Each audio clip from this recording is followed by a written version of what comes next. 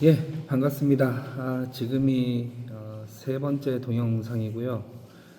첫 번째, 두 번째를 녹화를 하고 다시 봤는데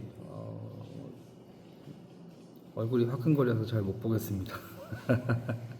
예, 그리고 일단 제가 잘 웃는 사람은 아니에요. 장난은 치고 농담도 하지만 얼굴이 항상 이렇게 웃는 얼굴이 아니라서 아마 이번 영상을 찍으면서도 웃지 않을 것 같기는 합니다. 그러니까 좀 양해를 부탁드리겠습니다. 그리고 여러분에게는 이게 첫 영상일 거라서 말씀드리지만 스레드에 워낙에 우리 목사님이신 친구분들이 워낙에 설교를 잘하세요. 설교를 잘하셔서 저는 뭐 지금 그래서 구석에 잘 찌그러져서 죄송합니다. 설교 용어는 아닌데 저는 합니다. 그래 찌그러져서 이렇게 좀 지내려고 했는데 어쩌다 보니 이렇게 동영상을 찍고 있습니다.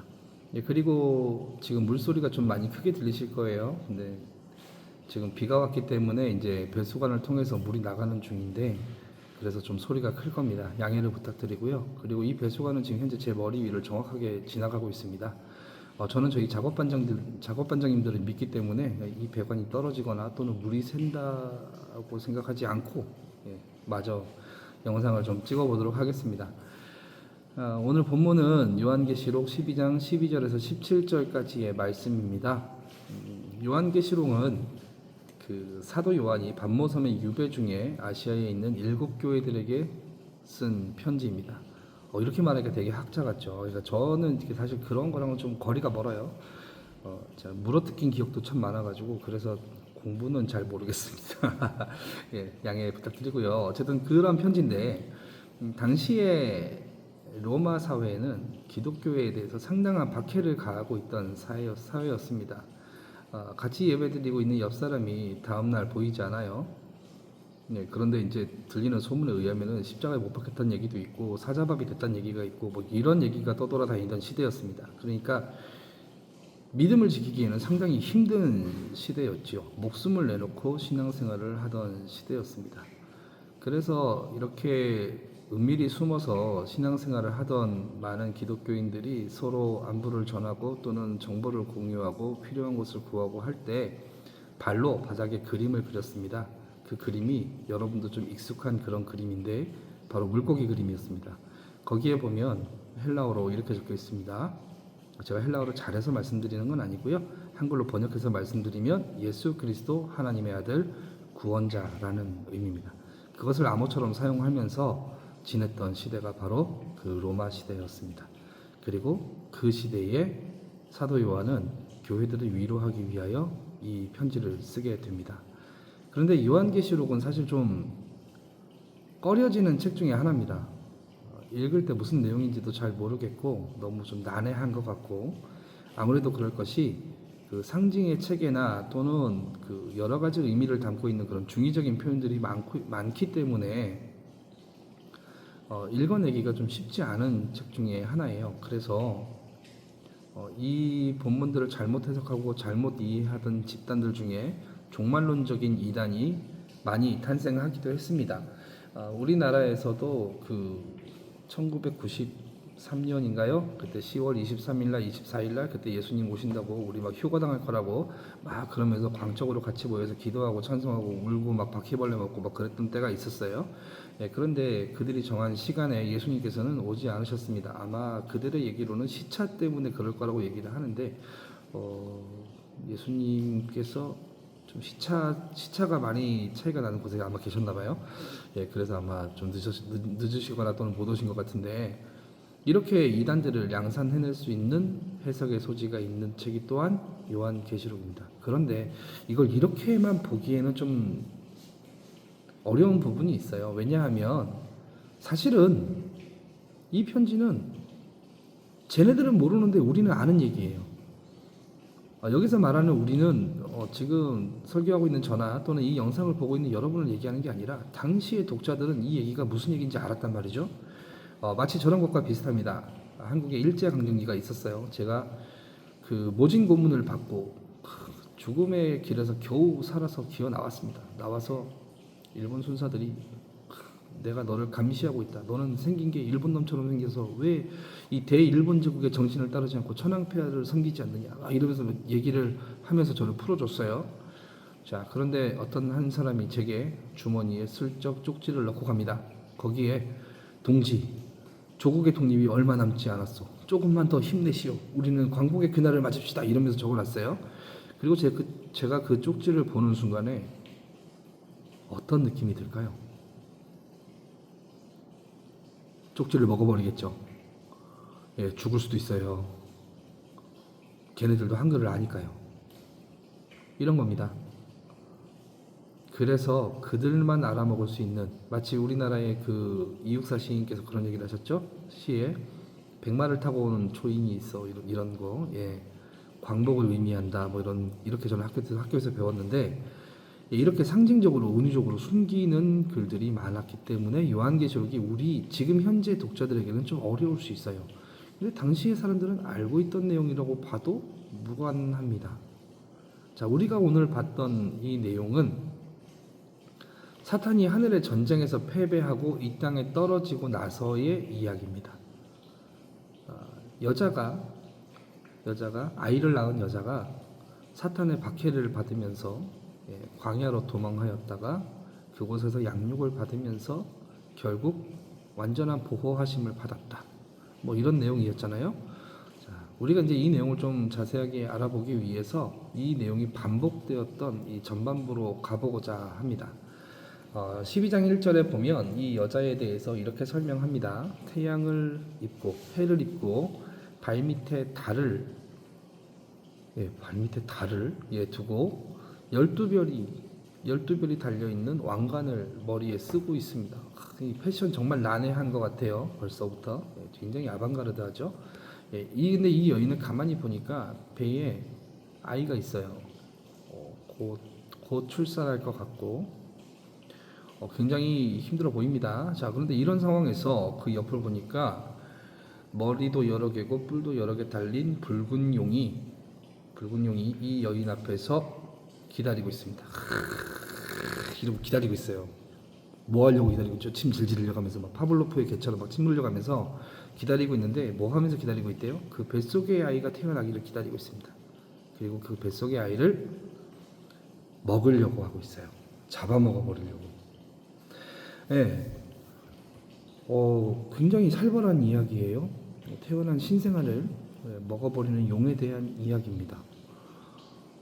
그런데 가만히 보다 보니까 이 용이 뭔가 좀 문제가 생겼어요. 아이를 낳긴 낳았는데 이 아이를 잡아먹지 못했습니다. 왜냐하면 이 아이가 태어나서 하나님 앞과 그 보좌 앞으로 올림을 받았대요. 들려 올라간 거예요. 막 먹으려고 이러고 쳐다본 거죠. 그러니까 이런 상황을 우리나라의 이 전문적인 용어로 우리나라에서 이렇게 얘기합니다. 닭 쫓던 게 지붕 쳐다본다고. 굉장히 사탄 입장에서는 뻘쭘한 상황이 되어버렸어요. 네, 근데 이제 눈앞에 이제 누가 남았죠? 여자가 남았습니다. 그래서 이 여자를 괴롭히려고 보고 있는데 이 여자는 어디로 도망가나요? 광야로 도망갑니다. 광야에서 1260일을 양육을 받으면서 하나님께서 예비하신 곳에서 양육을 받으면서 지냅니다. 그리고 잠시 하늘의 전쟁에 대한 이야기가 나옵니다. 여러분, 사탄이 참 우리가 이 마음을 써서 보면 참 불쌍한 존재예요. 생각해보면 얼마나 가슴 아픕니까? 태어나자마자 먹으려고 했던 애기도 못 먹었죠. 연약한 그 여인 어떻게 할 수 없어갖고 광야로 도망가려고 내버려뒀죠. 그래서 열심히 내가 그 하늘의 보좌를 석권해보겠다 그러고 내가 하나님과 한번 싸워보겠다 그래서 올라갔는데 천사들한테 두드려 맞고 내려왔어요. 그리고 땅에 쫓겨납니다. 정말 사탄 모냥 빠지게 살고 있어요. 자, 근데 뭔가 이 얘기가 좀 어디서 많이 들은 얘기 같아요. 이 캐릭터들을 좀 볼까요? 여자, 아이, 용. 그러니까 옛 뱀이에요. 계시록 12장 9절에 보면 옛 뱀이라고 나오는 용. 자, 이 그림은 어디에서 나타났죠? 우리가 딱 뱀 그랬을 때 제일 먼저 떠오르는 게 뭐죠? 창세기예요. 우리들에게는 약간의 발작 버튼 같은 그런 느낌인데 뱀이 창세기에서 우리를 이 땅으로 만들어놨기 때문에 우리는 뱀에 대한 아주 적개심을 많이 가지고 있습니다.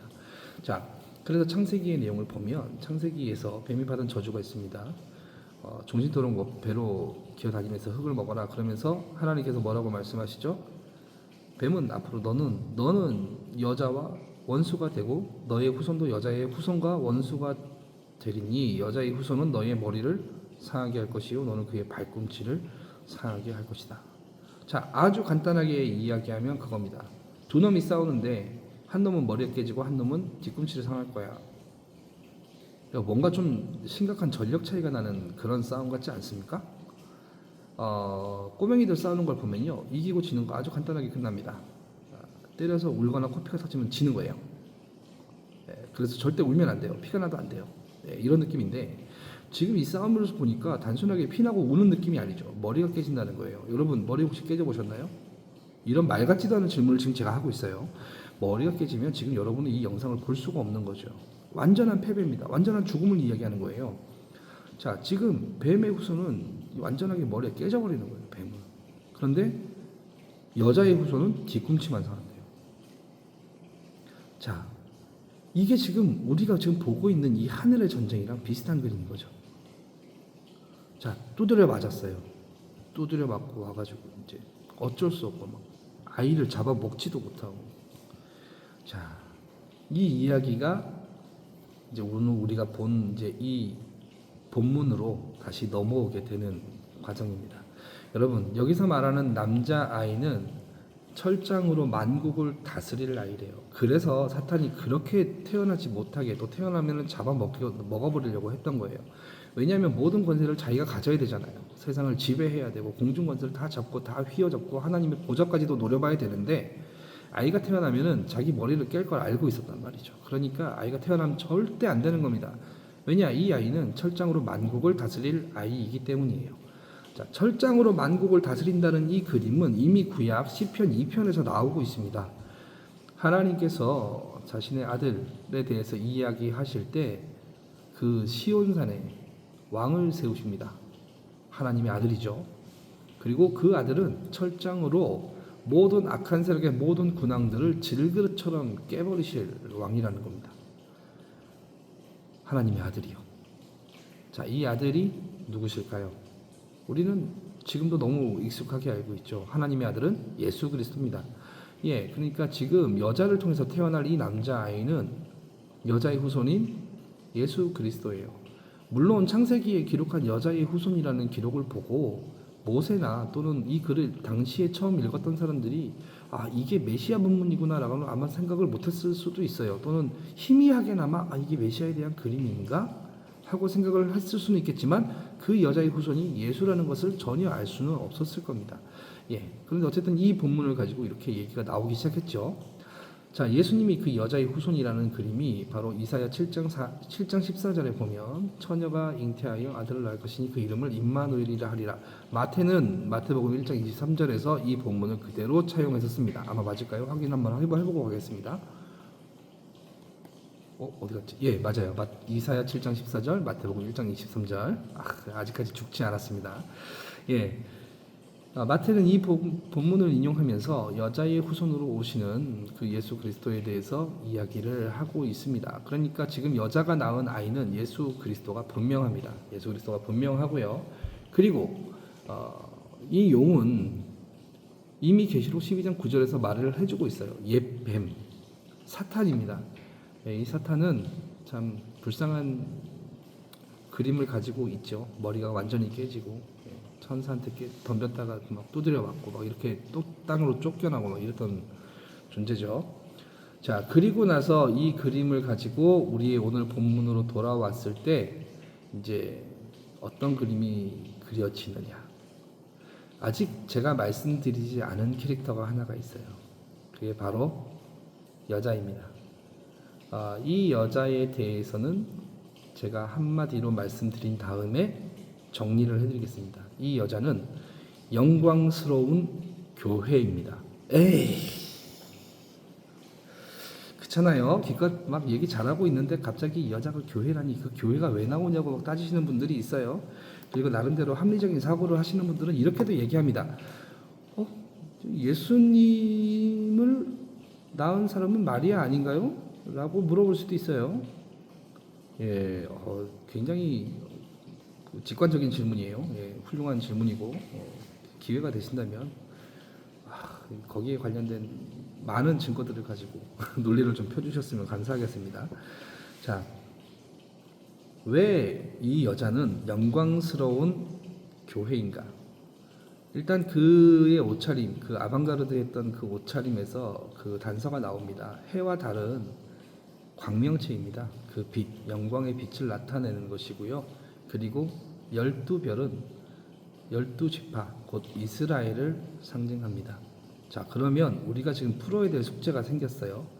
왜 이스라엘이 여자이냐, 그리고 여자는 왜 교회이냐라고 하는 이 그림을 우리가 좀 풀어내야 되는데, 제가 지금 이 시점을 정말 말씀드리면서 기다려왔습니다. 왜냐하면 제 설교에 항상 빠지지 않는 핵심 내용들이 하나가 있는데, 그게 뭐냐면 바로 이스라엘의 언약 이야기입니다. 제가 이 이야기를 너무 하고 싶어서 막 지금까지 막 참고 있었어요. 막 속에서 막 끓어오르는 거 막 참으면서 이렇게 있었는데, 이스라엘의 역사 안에는 흐르고 있는 네 가지의 이야기가 있습니다.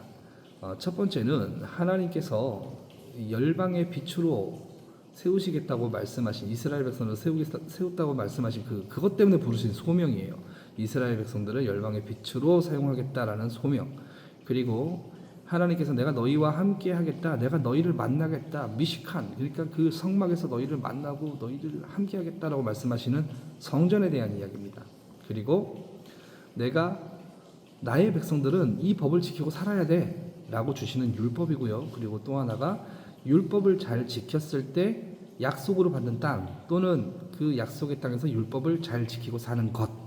이 네 가지 이야기는 이스라엘의 전 역사를 통틀어서 단 한 번도 빠진 적이 없어요. 이스라엘 민족의 정체성 같은 이야기입니다. 자, 근데 이 이야기가 어떻게 흘러나오는지 이제 말씀을 드리려고 해요. 자, 하나님께서 태초에 천지를 창조하시고 이제 범죄한 인류가 나타나기 시작했죠. 참 아름다웠는데 타락했어요. 그리고 그 인류들은 하나님의 은혜 가운데 다시 또 인류의 삶을 살기 시작합니다. 그리고 누가 누구를 낳고 누가 누구를 낳고 누가 누구를 낳고 하면서 창세기 11장의 끝에 가면 좀 특이한 기록이 하나 있어요. 무자한 한 사람이 있습니다. 자식이 없는 한 사람. 누구죠? 아브라함이에요. 아브라함에게 하나님께서 약속을 하시는 게 뭐냐 하면, 넌 내게 지시할 땅으로 가라. 땅이죠. 그리고 내가 너에게 자손을 주겠다. 그리고 너는 복의 근원이 될 것이다. 넌 네가 복이 될 것이다. 이렇게 얘기했을 때 참 멋지지 않습니까? 근데 아브라함, 내가 지금 나이가 몇 갠데 하나님, 뭐 이렇게 당시에 75세면 청년인가요? 잘 모르겠는데 홍수 이후니까 아마 청년까지는 아니었을 거예요. 자, 어쨌든 그 아브라함에게 주신 약속을 하나님께서 언제 1차적으로 성취하시냐면 바로 출애굽 사건 때 성취하십니다. 이스라엘의 12지파가 거대한 민족이 돼서 이제 애굽을 탈출하는 이야기죠. 예, 출애굽기 19장에 보면, 19장이 맞을까요? 제가 나 벌써 이만큼 했어. 자, 19장 6절에 보면 내가 너희에게 대하여 제사장 나라가 되며, 내게 대하여, 너희는 내게 대하여 제사장 나라가 되며 이것이, 그리고 거룩한 백성이 되리라, 이렇게 말씀하신 게 하나님이 이스라엘을 부르신 이유거든요. 그러니까 제사장이 뭐 하는 사람들이죠? 제사장은 하나님 앞에 제사를 지내는 사람들이에요. 근데 제사를 지내는 이유가 뭐예요? 제사를 왜 지냅니까? 복 달라고 제사 지냅니까? 제사장의 1차적인 것은 세상을 정화하는 능력이에요. 그러니까 범죄한 사람이 하나님과 가까워질 수 있도록, 그 정결을 할 수 있도록, 거룩해질 수 있도록 제사를 지내는 거예요. 그러니까 이 세상을 정화해야 되는 놀라운 역할을 받게 된 거죠.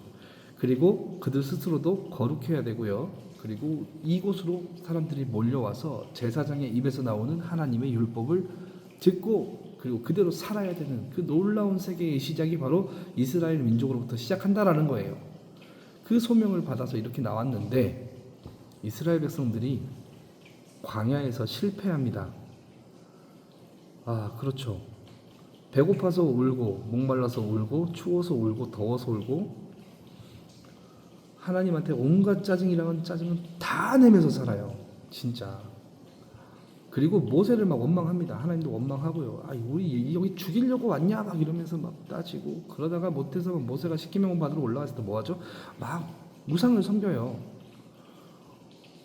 와, 하나님 보실 때 정말 이 답답한 노릇 아니겠습니까? 그럼에도 불구하고 하나님께서는 이 이스라엘을 약속의 땅으로, 그 약속에 신실하신 하나님께서 약속의 땅으로 데려가시는 거예요. 자, 가나안에서는 어땠을까요? 와, 너무 좋은 땅이에요. 광야 생활에 얼마나 지쳤겠습니까? 먹을 것도 별로 없죠. 춥고 덥고 하죠. 근데 여기서는 와, 왔는데 종교가 너무너무 매력적이에요. 예, 우리가 바라는 모든 환타지들이 있는 곳이에요. 꿈과 모험의 세상. 예.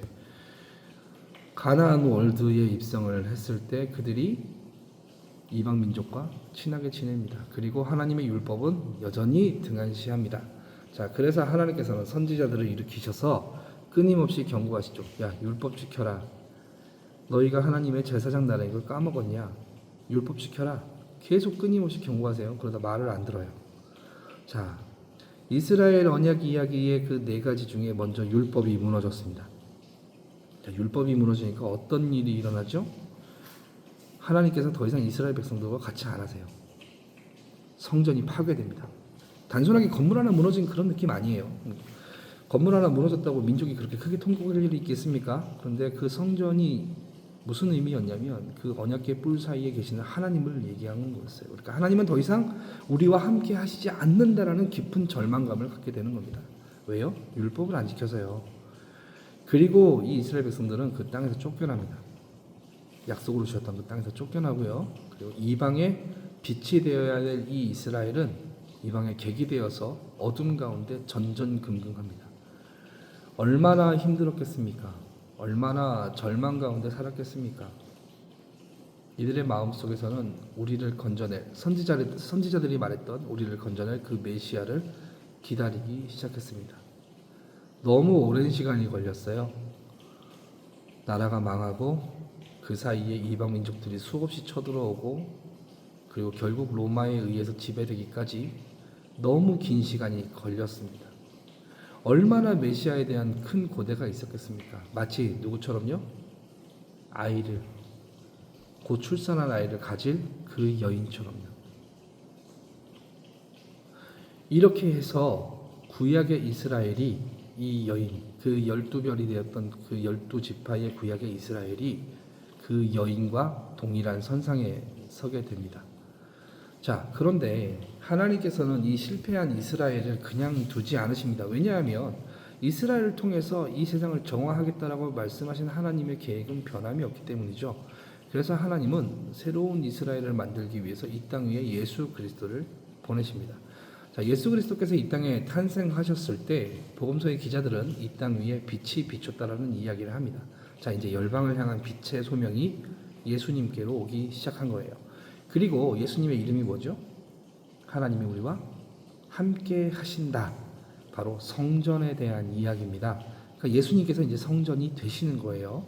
자, 예수님께서 태어나시고 조금 장성하신 다음에 제일 먼저 가시는 곳이 바로 광야입니다. 광야. 광야는 과거의 이스라엘 백성들이 모두 하나님의 말씀에 불순종하여 실패했던 곳입니다. 그곳에서 예수님께서는 실패한 이스라엘이 받았던 동일한 시험을 받게 되십니다. 누구로부터요? 예나 지금이나 사탄으로부터요. 사탄으로부터 받고 계셨는데 예수님은 그 모든 것을 하나님의 말씀에 순종하심으로 이 사탄의 모든 괴계를 물리치고 승리하셨습니다. 이것이 원하셨던 하나님의 참 이스라엘의 그림이었어요. 그래서 예수님께서는 그 참 이스라엘의 첫 번째 주자가 되십니다. 그래서 그 이후에 세례를 받으러 가시죠. 세례를 굳이 예수님께서 받으실 필요가 있나요? 세례를 받으실 필요가 없으신 분께서 지금 세례를 받고 있는 겁니다. 이 세례는 구약의 할례와 동일한 의미를 가집니다. 이스라엘 백성들 안으로 이방 민족이 들어올 때 우리가 하나님의 언약 백성으로 율법을 잘 지키면서 살겠습니다라는 그 고백을 하고 그 선서를 하고 포피를 베어서 할례를 받고 들어오는 게 이 할례의 원래 의미입니다. 자, 그런데 예수님께서는 이제 그 세례를 받으심으로 말미암아 하나님의 말씀에 절대 순종하는 존재로 하나님의 나라가 되겠습니다라고 세례를 받으신 사건이에요.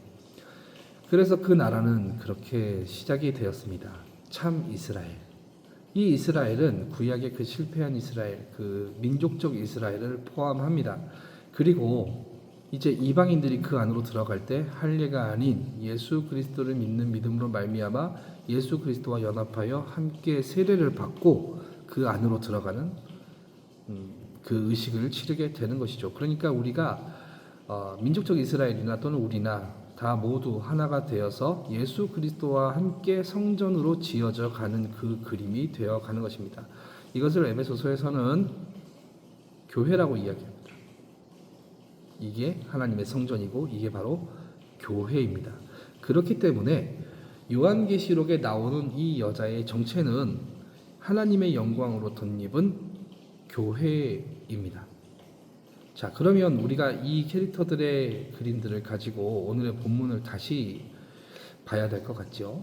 자, 그 오랜, 그 고된 기간 속에 그 세상 속에 모든 풍파들을 겪어가면서 해산의 날을 기다리면서 있었던 이 교회가 예수 그리스도의 탄생으로 말미암아 광야에 던져지게 됩니다. 이게 오늘 내용이에요. 당황스럽죠. 예수님을 낳은 교회. 그 예수님께서는 뒤꿈치의 상처 같은 죽음의 3일, 그리고 그 후에 승천하셔서 하나님 보좌로 올라갔습니다. 사탄은 아무것도 할 수가 없었어요. 잠깐의 승리에 도취되어 있다가 정말 당황스럽게도 승천하시는 예수님을 보면서 이 땅에 남아있는 교회들을 보게 됩니다. 그래서 예수를 잡아먹지도 못했고 하늘에서 천사들한테 두들겨 맞고 오고 이제 화풀이 대상이 눈앞에 보이는 교회가 된 것입니다. 그래서 오늘 본문에서 계속 교회를 박해하기 시작하는 겁니다. 그리고 이 교회는 하나님의 극적인 구원하심의 독수리의 두 날개를 받아 광야로, 하나님께서 예비하신 광야로 가게 됩니다. 이 두 날개가 뭐 성장의 어떤 무슨 동력들이고 그래서 두 날개 시스템 이렇게 얘기하는 분들도 계시는데, 사실 이 두 날개에 대한 그림은 성경의 출애굽기 19장 4절 그리고 신명기 32장 10절 11절을 보면 하나님의 전적인 구원의 능력과 하나님의 보호하심에 대해서 나타내는 상징적인 언어입니다. 그러니까 이 땅에 광야로 보내시기는 보내셨는데 그 광야로 보내신 것 자체가 하나님의 보호 아래에 있고 하나님의 완전한 구원의 능력 안에 있는 것이 교회다라고 지금 말씀을 하고 계시는 거예요. 자, 1차적인 독자가 누구라고요? 지금 핍박받고 있는 아시아의 7교회란 말이죠. 자, 그들이 지금 이 본문을 봤을 때 어떤 느낌을 받았을까요? 그렇지, 우리가 그 교회지. 그래, 우리가 이렇게 험난한 광야 같은 세상 속에서 믿음을 지키고 있지라는 그런 생각을 하게 되지 않았을까요? 이것을 우리는 중요하게 생각해야 됩니다. 이걸 전문적인 용어로 동일시라고 이야기하시죠. 우리도 지금 동일한 그림에 놓여 있는 것입니다. 사탄은 끝까지 우리를 쫓아오기 시작합니다. 그런데 어느 정도까지 양육을 받냐면 우리가 처음에 봤던 그 전반부에는 1260일이라고 되어 있고요. 그리고 이 후반부에는 한때 두때 반때라고 되어 있습니다.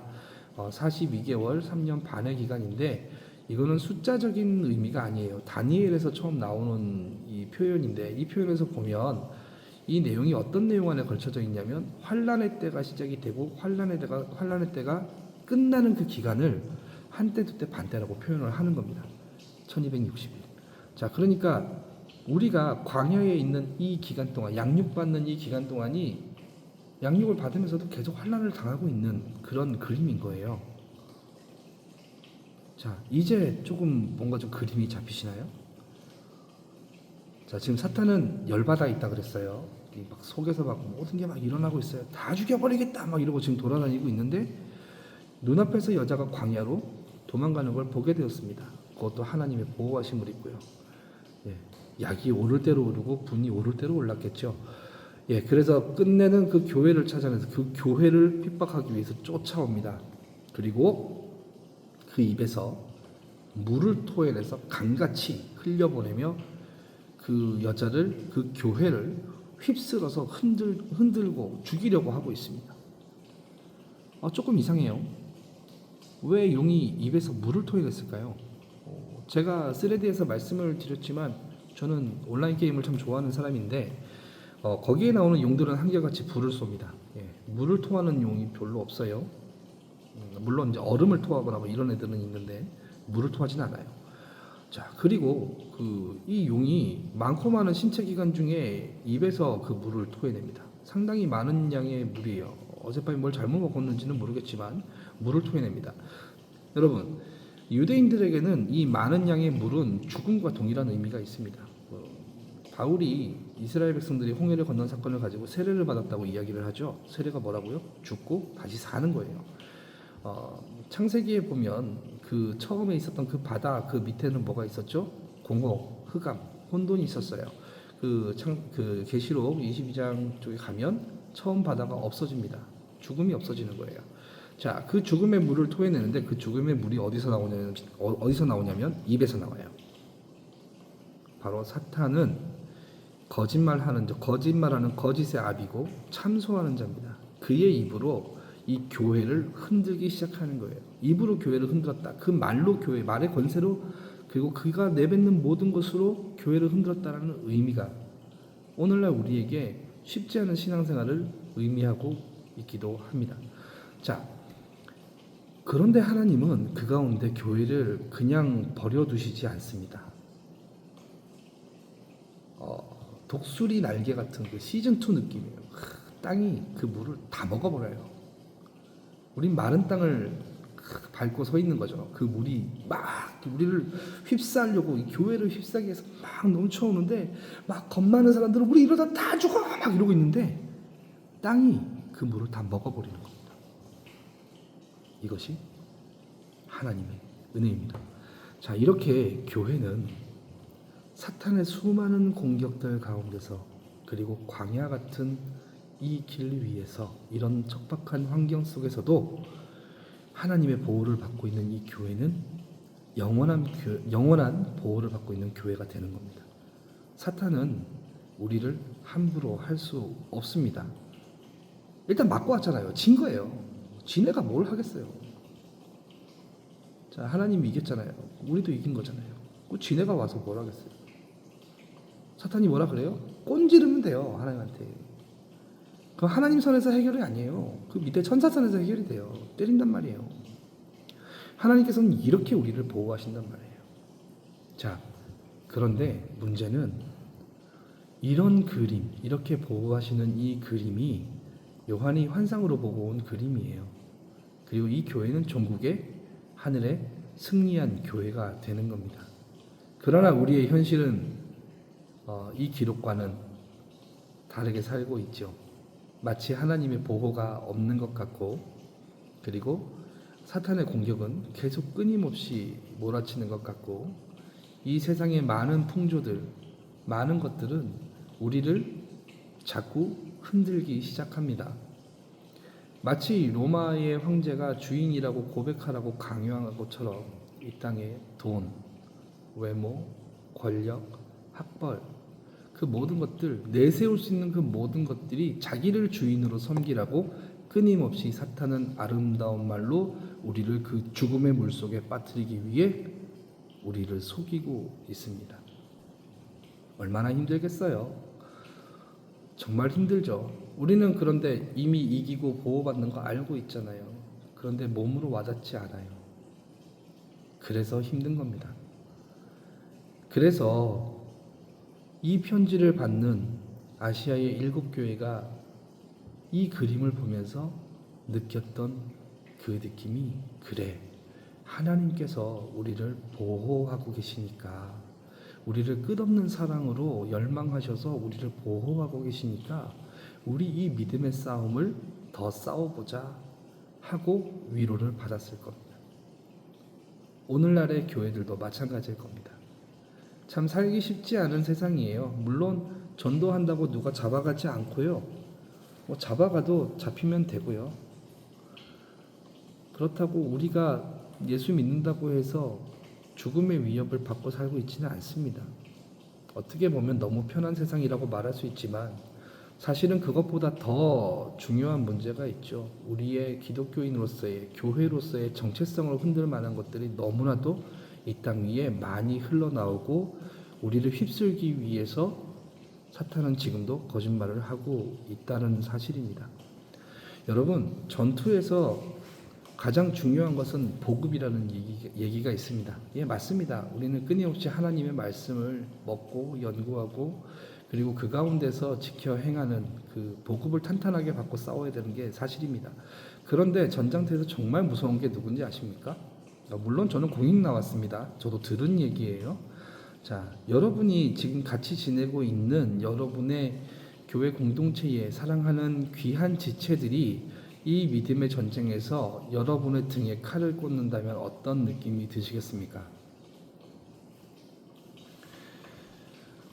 전투에서 가장 무서운 것은 아군의 배신입니다. 아군은 왜 배신할까요? 서로의 생각이 다르기 때문입니다. 서로 배려하지 않기 때문입니다. 그리고 서로 교만하여 서로 나보다 남이 더 낫다고 생각합니다. 더 낫다가 아니고 더 낫다고 생각합니다. 이런 것들이 교회 내에 분열을 만들고 그리고 교회 내에 다툼을 만들고 또 우리가 살아가는 이 삶 속에서 그리스도인들의 험난한 시험거리들을 만들고 있습니다. 여러분, 우리는 교회입니다. 교회는 상한 자를 돌보고 아픈 자를 위로하며 눈물 흘리는 자를 위로해야 합니다. 그게 교회입니다. 그리고 그것이 공동체입니다. 우리의 잘남으로, 우리의 교만으로 누군가를 정죄해서는 안 됩니다. 우리는 이 믿음의 싸움을 같이 치열하게 해 나가야 될 전우이기 때문에 그렇습니다. 하나님의 귀한 보호 아래 우리가 함께 믿음을 지키고 살아가는 것도 쉽지 않은 일인데 저는 우리가 함께 하나님 앞에서 하나가 되었으면 좋겠습니다. 사실 이 본문의 내용상 이 본문의 결론은 하나님의 보호하심이 있으니까 힘내십시오 라고까지 말씀드리면 되지만 전투의 상황을 고려해 봤을 때 저는 여러분께 이 말씀에 대해서 이렇게 권면드리고 싶습니다. 화평하고 하나가 되십시오. 교회는 이 험난한 전투를 같이 해 나가기에도 벅찬 싸움을 하고 있는 사람들의 모임입니다. 그러니까 우리가 하나님의 보호 아래 있다고, 하나님의 사랑 안에 있다고 서로 고백하고 그 믿음의 길을 가고 계신다면 먼저 형제를 사랑하십시오. 우리의 자매를 사랑하시고 우리의 이웃을 사랑하십시오. 그 이웃의 범위는 어디까지요? 원수까지요. 내게 해가 되는 사람이라도 그를 사랑하면서 이 땅 위에서 그 믿음의 전투를 신실하게 수행해 나가시면서 하나님의 보호를 바라는 귀한 하나님의 귀한 권속들이 됐으면 좋겠습니다. 감사합니다.